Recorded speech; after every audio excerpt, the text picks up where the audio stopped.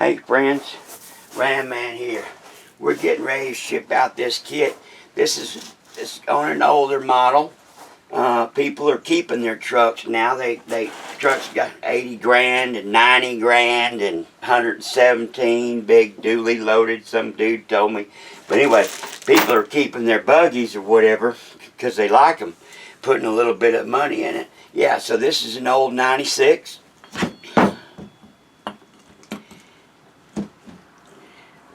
Boy, that sure is a good fit. And see,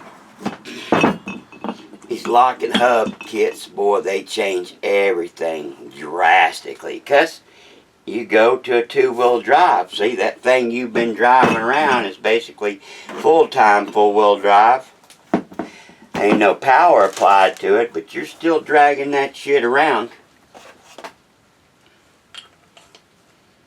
Lockers. A lot of these other kits, which we call the oddballs besides the Dodges, because we sell so many of the Dodges.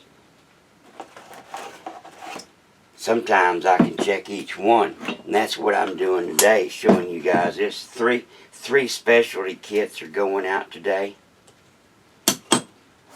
This one's a 90, because they're going out together because they're fairly simpler. These are all three olders, 96. Same sort of design, 95, 1500 down here, and a 2001 Chevy 2500 IFS Dana 60 30 spline setup. So there we go. And we already tested the bearings. You know,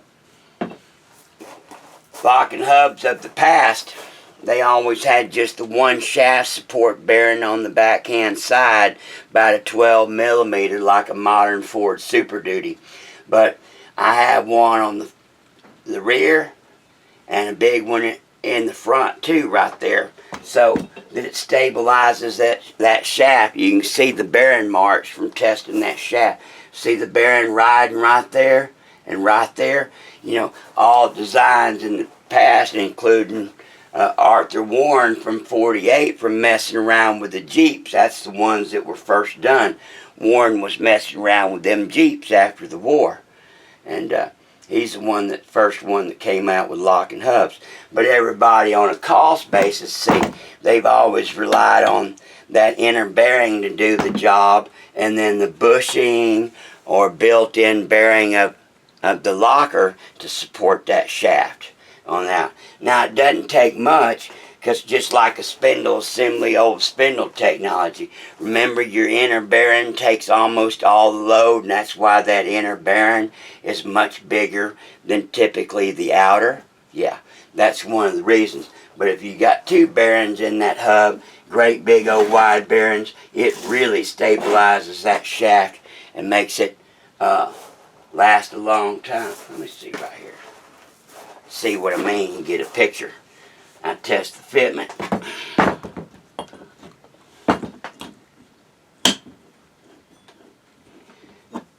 And that's why you can pre-spin. Get your two-wheel drive back. Boy, you notice before you even get out of the neighborhood.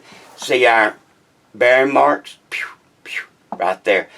That is a super stabilized shaft, and the thing is, it's stabilized like that all the time. And it's not even in play. It's just sitting there. That's just so you have good rotation around the shaft and the hub.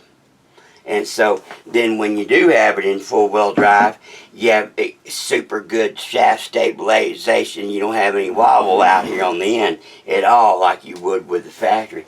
Alright, well, Toby, Monroeville, Indiana. That's where his stuff goes, looks like. Alright, God bless you. God bless America. Get you some hubs, friend.